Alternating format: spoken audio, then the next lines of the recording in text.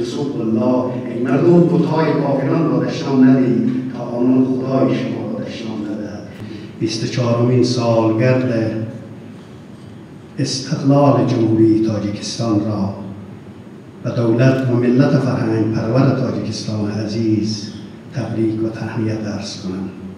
مبارک باد روز فرخنده.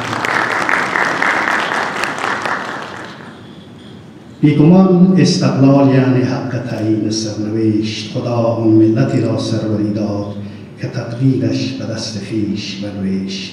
استقلال یعنی اراده ملت تبدیل به قلم می شود و قلم می نویسد رأی عمومی ملت. همان گونه که می دانید امروز هفته شهید است در افغانستان.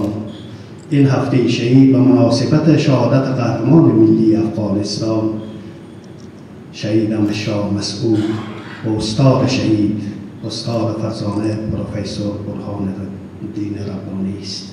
شما می دانید که شهید مسعود در 15 سپتامبر 2001 میلادی توسط کوردلان خدا ناشناس به شهادت می رسد و مرادش جناب پروفسور برهان الدین ربانی در 20 سپتامبر 2011 باز توسط افراطگرایان و اکستریمیست هایی که نه خدا را به رسمیت می شناسند و نه انسان را شهید می کردند و با پاره های هزار پاره پیکرش به سوی معبودش می شتابد. بدین مناسبت است که این هفته را مسما به هفته شهید شده است.